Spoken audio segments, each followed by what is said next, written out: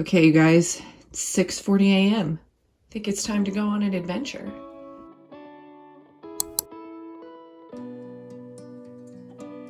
There's no shortage of mystery in the Pacific Northwest. With its many dense forest, old settlers' forts, and its cold gray coastlines, it's not surprising that so many paranormal stories come from around here. In my new series, I want to explore some of these stories and the places they come from.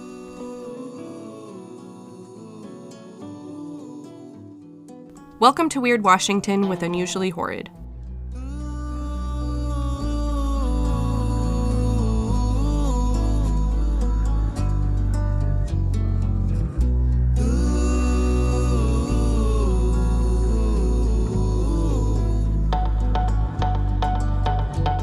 Today's episode takes us out to a group of islands above the Puget Sound. Just between Bellingham, Washington, and Victoria, British Columbia are the San Juan Islands. The biggest and namesake island, San Juan, popular for its Friday harbor, has a mystery of its own.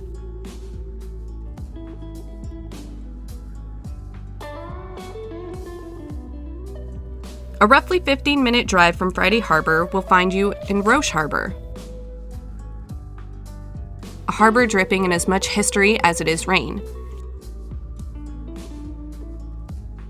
And just outside of the small village of Roche, you will find signs for Afterglow Vista. A relatively unassuming name, but a quick hike will land you at a not-so-typical gravesite. This open-air rotunda, deep in the woods, is the final resting place of John S Mcmillan and his family. Inside the rotunda is a large stone table surrounded by thick stone chairs, representing John and his family members. Inside each chair are the ashes of each family member. If you look close, you'll notice an empty seat at the table. This seat was supposedly meant for one of the Mcmillan sons who turned away from Methodism. John S. Mcmillan was born on October 28, 1855 in Sugar Grove, Indiana. In 1877, he was admitted to the bar in Lafayette, Indiana, and he worked there as a lawyer until 1884.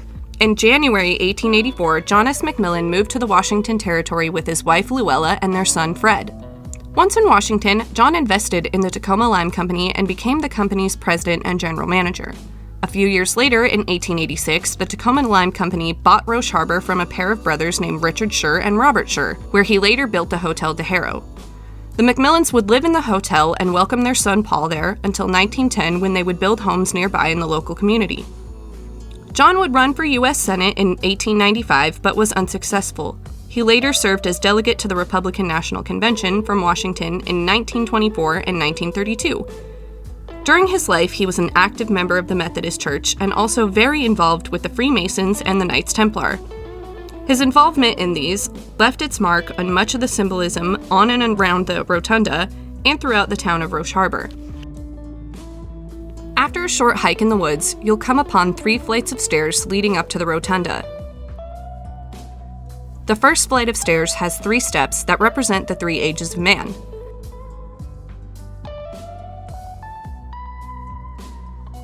The second flight, a group of 5, represents the 5 senses. And the last flight has 7 stairs for the 7 liberal arts and sciences.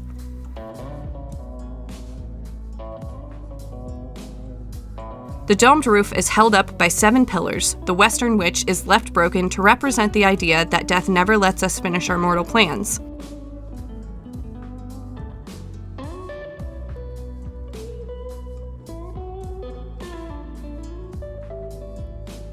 The top of the dome is left open to the elements, although there is debate on if this was an aesthetic choice or a financial one. All of the construction and symbolism for the rotunda was conceptualized 6 years before John S. Mcmillan would die on November 3rd in 1936. His family members would later join him, his wife in 1943, his son Fred in 1922, his other son Paul in 1961, and his daughter Dorothy in 1980.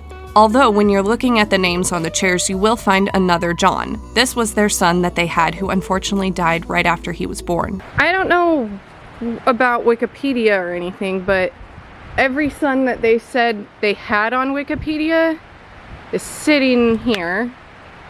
So I don't know about the son that left.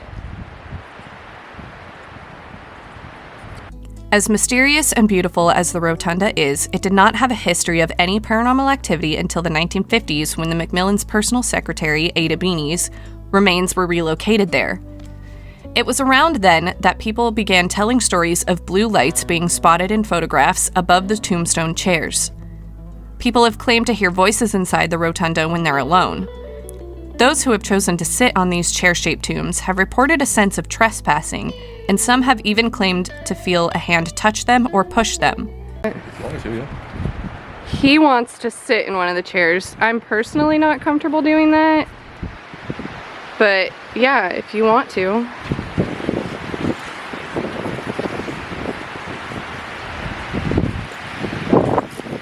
I don't know, I feel like if someone pushes you out, you deserve it.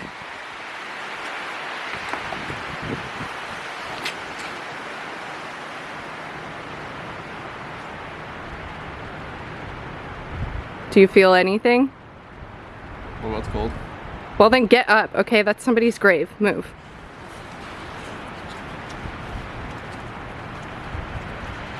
It got quiet as soon as I sat down.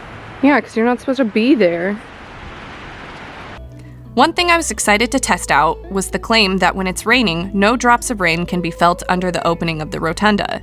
Unfortunately, it did not rain while we were there. It rained the entire time before and after, but just not while we were there. Some have also claimed that the shadows of the McMillans appear around the table when the sun begins to set, to once again join together for a family meal.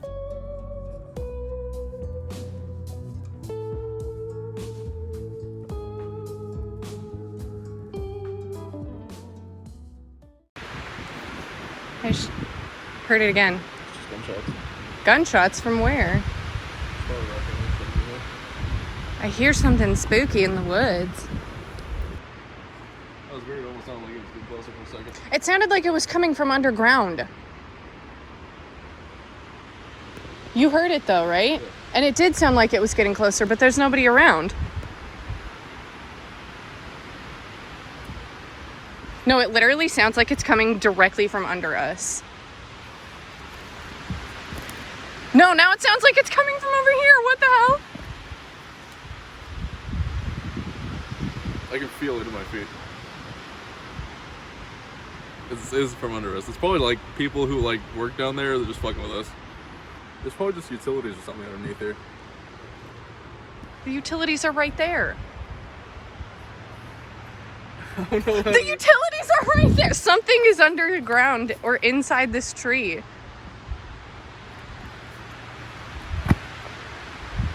Ah! Stop.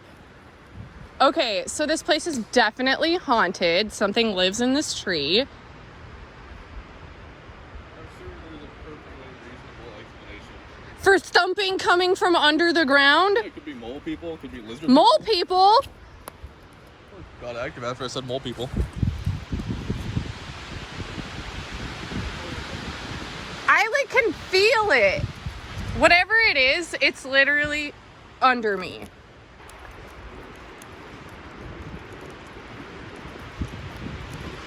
There's a fence or something that goes around there. It's probably just like a mine shaft or something. A mine shaft, but who's in there? And it would be lime, because that's what they mined out here, was limestone. Maybe some mine shaft collapsed, and that's what we're feeling right now, is the dead miners trying to get out. Oh my god. Dead lime miners. I bet there is, but I want to know what kind of ghosty lives in this tree. I don't know if that tapping is picking up on my mic at all on my phone, and it's definitely not going to on this, but there's like tapping coming from under the ground in this area, and like you can hear it's like literally coming from right here, but then it was also coming from right where Thor's standing and holding the camera. But then when you move, it sounds like it's coming from like all the way over here. It sounds like it could be coming from all the way over here, so that's kind of weird. So we're definitely having a spooky encounter here, but not at the actual mausoleum, just at this tree right outside of it. It literally sounds like somebody's down there working on a construction project. Oh, you know what it probably is? What is it? Oh, is it the tree roots moving from the wind? Look at how much the trees are shaking. It has to be the tree roots just moving around in there. Okay. It's the tree roots?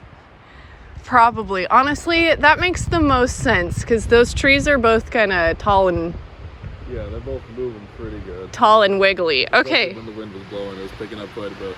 Well, that also explains why it was moving around because it's a root system. Because you can see the roots kind of underground right there, and I also heard it from there. Mystery solved. We're like the Scooby Gang. We're solving mysteries. Anyway, that was Afterglow Vista. That was spooky, but mystery solved. Like I said, perfectly reasonable explanation. Down the street, just a few minutes from Afterglow Vista, is the Hotel de Gero. Aside from being Washington's oldest continuously operating hotel, the Hotel de Gero also has some paranormal tales attached to it.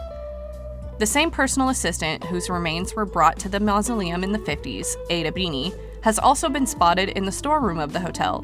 People have reported the storeroom door opening and closing on its own will. Items inside the storeroom have been noted to shift from place to place as well. And it's also said that the rustle of clothing can be heard when no one is around.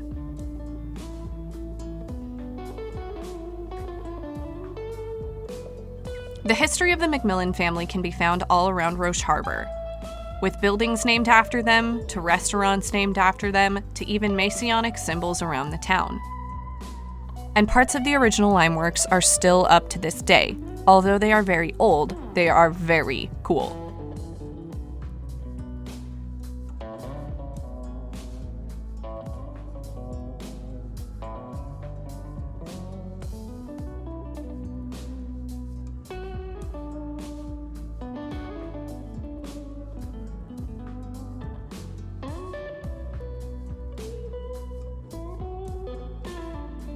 The beauty and mystery of Afterglow Vista and the Mcmillan family mausoleum fit in quite well amongst the San Juan Islands' natural beauty.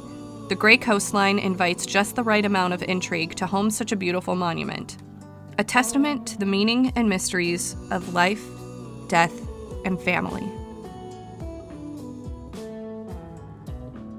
I hope you enjoyed the first episode of Weird Washingtons with Unusually Horrid. I hope to bring you guys more content like this in 2021, and thank you so much for watching. Don't forget to hit that like button and subscribe, and have a good day, have a good night, have a good life. Unusually Horrid out. Okay, bye!